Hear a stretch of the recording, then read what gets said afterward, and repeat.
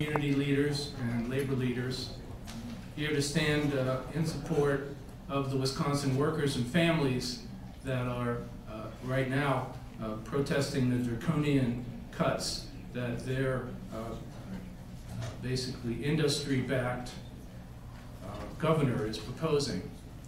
And we have speakers here from the community, speakers here from labor, and we have some legislators here to say a few words. And I'd like to start off with Kenny Perdue, who's the president of West Virginia AFL-CIO. Thank you, Gary, and welcome all to be here. This is it's a sad situation we're here, but we're here because this is it. We're going to show our support for Wisconsin. We're going to show our support for the workers in Wisconsin. And it's not a union, non-union issue. It's an attack on all workers in this country, as we see it is. When you can give tax cuts to the rich and then go in and then you attack the unions, they've got a motive.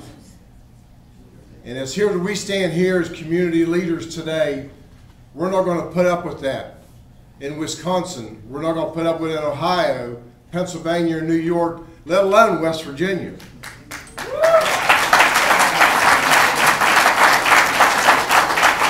There's a perception in this country the unions are the fault. And I don't like to go on the attack because I like to be on the positive end, but I like to remind them that under previous administrations as president, we've had bank failures, we've had foreclosures, we've had Wall Street letting us down, we have outsourcing. Now all of a sudden some of the presidents say, we got to bring some of those jobs back. Well, why did you send them over in the first place? That's the question we need to ask.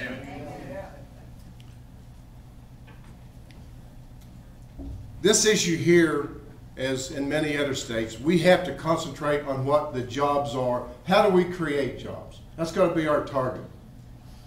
How do we get the interest out there to the public? We're trying to create jobs. As I finish, this is an attack on public employees. This is an attack on teachers. This is an attack on workers. But you can see who are taking the brunt of this attack.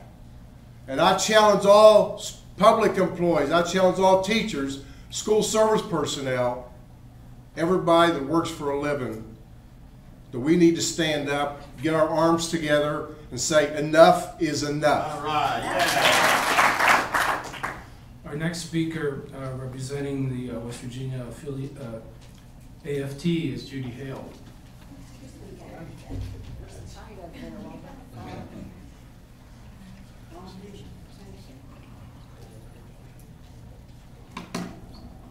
Hello, thank you for coming, everybody. I really appreciate this show of support. On behalf of AFT West Virginia, I want to say that we stand with the public employees and all teachers in Wisconsin.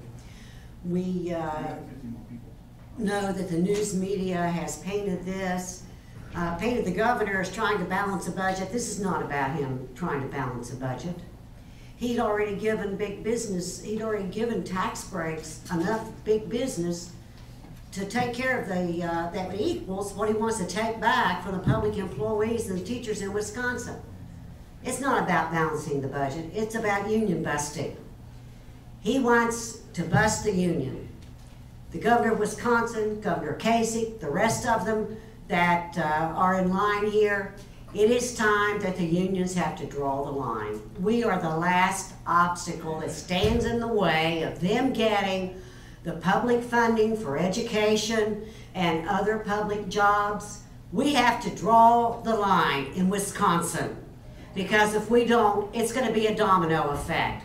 So I ask all of you to stand with us and do everything that we can to support our brothers and sisters in Wisconsin. All right. Thank you. Our next speaker is the president of local AFSCME, and her name is Barb Bradley. Barbara.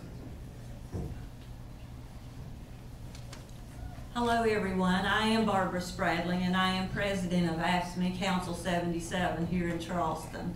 I came here today to stand in support with our partners here in West Virginia with the West Virginia AFL-CIO. That would be the American Federation of Teachers, School Service Personnel, Communication Workers of America, United Mine Workers. And we are all here today in support of the working people across this country. The public employees in Wisconsin have agreed to Governor Walker's pension and health care concession proposals that he says will save the amount of money that they need to solve their budget challenge in Wisconsin. This 2-month governor needs to learn that he was elected to be a governor for all the people, not just his wealthy campaign contributors.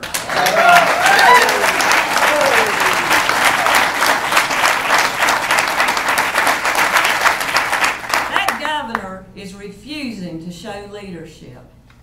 So the lawmakers in that state will need to stand up and open a dialogue in order to move Wisconsin forward. Governor Walker's bill goes too far. His stubbornness will not solve the problem. Governor Walker has instead chosen to silence the voice of the people. Isn't that how you begin a dictatorship? Yeah. Thank you. Thank you, Barb, for those inspiring words. Our next speaker is Misty Peel, who's representing WVEA. Hi, I'm Misty Peel, and I'm Government Relations Specialist for the West Virginia Education Association. And I'm here today to show support for the education workers in Wisconsin and also the union workers in Wisconsin who are fighting to keep their rights today. I'm awestruck by the amazing show of solidarity across the country of the workers opposing the actions of governments who are attempting to strip the rights away from employees.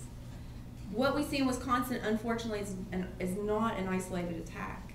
And we see the same take-backs in many other states today. So we must stand together here today to stop this wave of insanity from blanking the United States.